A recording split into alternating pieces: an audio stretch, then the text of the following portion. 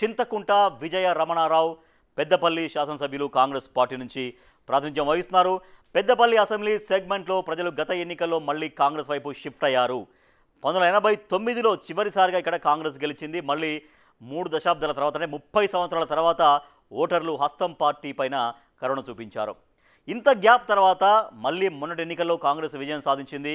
హస్తం పార్టీ నుంచి పోటీ చేసిన చింతకుంట విజయ రమణారావుకు 1,18,888 ఓట్లు పోలవగా బీఆర్ఎస్ అభ్యర్థి దాసరి మనోహర్ రెడ్డికి 63,780 ఓట్లు వచ్చాయి. మొత్తం 55,108 ఓట్ల ఆధిక్యంతో భారీ ఆధిక్యం అని చెప్పొచ్చు. భారీ ఆధిక్యంతో ఆయన విజయం సాధించారు.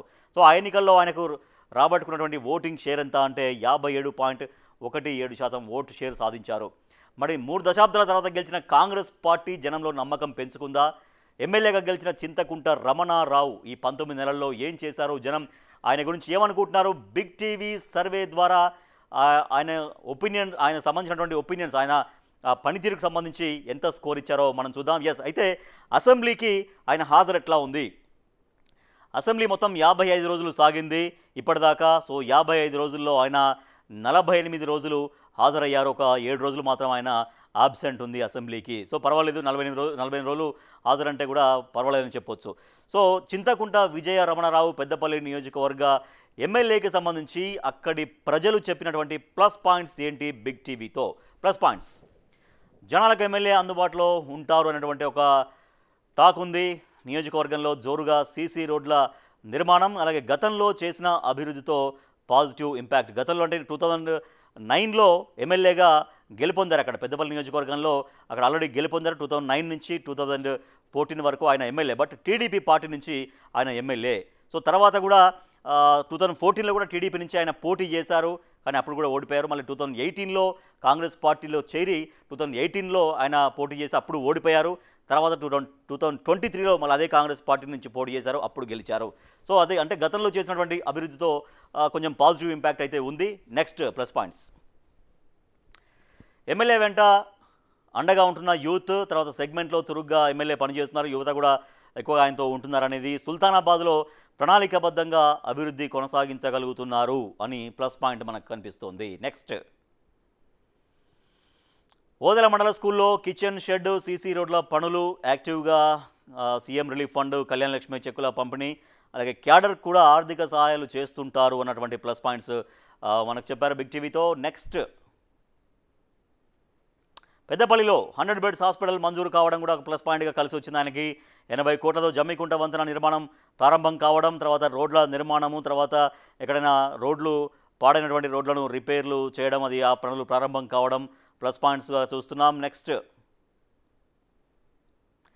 ఎలిగేడులో కొత్త పోలీస్ స్టేషన్ మంజూరు కావడం, తర్వాత పెద్దపల్లి రూరల్ మహిళా ట్రాఫిక్ పిఎస్ల మంజూరు కావడం కూడా, పెద్దపల్లిలో రూరల్ వేరే మహిళ వేరే ట్రాఫిక్ పిఎస్ల మంజూరు కావడం కూడా ఆయనకు కలిసి వచ్చినటువంటి అంశం. నెక్స్ట్, పేదలకు తక్కువకే ఇసుక అందించడం, పెద్దపల్లికి బస్ డిపో మంజూరు చేయించడం. ప్లస్ పాయింట్స్ మనం చూసాం. మైనస్ పాయింట్స్ ఏం చెప్పారు చింతకుంట విజయ రమణారావు గురించి పెద్దపల్లి నియోజకవర్గ ప్రజలు? సాగునీటి పైన జనం ఆందోళన పైన నో రియాక్షన్.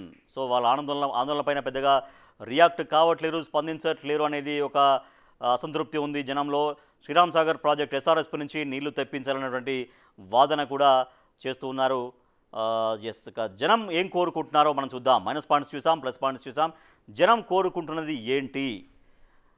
ఎల్లమ్మగుండం సరస్సు అభివృద్ధి చేయాలి, మానేరులో చెక్ డ్యామ్ నిర్మించాలనేది ఒకటైతే, బుద్ధిస్ట్ కాంప్లెక్స్ ధూళికట్టను టూరిజం స్పాట్ చేయాలి. ధూళికట్టలో ఒక పెద్ద పురాతనమైనటువంటి ఒక బౌద్ధ స్తూపం ఉంది. తర్వాత బౌద్ధతానికి సంబంధించినటువంటి అనేక ఆనవాళ్ళు ఉన్నాయి. కొన్ని దశాబ్దాల కిందనే పురాతన శాస్త్రవేత్తలు చేసినటువంటి ప్రయోగాల్లో తెలిసింది ఏంటంటే, ఇలా పురాతనమైనటువంటి అక్కడ బౌద్ధ స్తూపం ఉంది. దాన్ని కనుక బాగా డెవలప్ చేసి దానికి బాగా విశేష ప్రచారం కల్పిస్తే అక్కడ టూరిజం అనేది ఇంకా బాగా డెవలప్ చేసుకోవచ్చు. అది ధూళికట్ట బుద్ధిస్ట్ కాంప్లెక్స్ అనేది కూడా అక్కడ ఇంకా రాకపోకలు అనేవి ఇప్పుడిప్పుడే జనం ఇంకా పెరుగుతున్నాయి. అది మంచి టూరిజం స్పాట్గా మార్చేటువంటి అవకాశం ఉంది. దాన్ని డెవలప్ చేయాలి, టూరిస్ట్ స్పాట్ చేయాలనేది అక్కడ నియోజకవర్గ ప్రజలు కోరుకుంటున్నారు.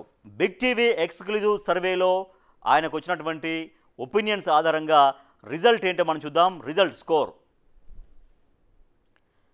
చూస్తున్నాం. అనుకూలం 51%, వ్యతిరేకం 31%, తటస్థం 18%. తటస్థం తక్కువగా కనిపిస్తుంది, వ్యతిరేకత అయితే కాస్త ఎక్కువగానే కనబడుతుంది. అనుకూలం ఇప్పటికైతే మెరుగ్గానే ఉంది, 50% దాటింది, 51% ఉంది. కాబట్టి దీని అనుకూలాన్ని కూడా ఇంకా మరింతగా పెంచుకోవాలి. ప్రజలు ఎటువంటి డిమాండ్స్ కోరుకుంటారో మీకు చూపించాం. ప్రజలకు ఇచ్చినటువంటి హామీలు ఏంటి, వాళ్ళు మీ పనితీరు మరింతగా పెంచుకోవాలంటే వాళ్ళకి ఇచ్చినటువంటి హామీలు, వాళ్ళు మీ పైన పెట్టుకున్నటువంటి ఆశలన్నీ కూడా నెరవేర్చే ప్రయత్నం చేయాలి. సో ఆ రకంగా అనుకూలత మరింతగా పెంచుకోవచ్చు. సో చింతకుంట విజయ రమణారావు పెద్దపల్లి ఎమ్మెల్యే గారు, ఇది మీ స్కోరు. బిగ్ టీవీ చేసినటువంటి ఎక్స్క్లూజివ్ సర్వేలో మీ నియోజకవర్గ ప్రజలు, పెద్దపల్లి నియోజకవర్గ ప్రజలు చెప్పినటువంటి ఒపీనియన్స్ విశ్లేషించి క్రోడీకరించి బిగ్ టీవీ మీకు ఇస్తున్న స్కోర్ ఎంత అంటే 51%.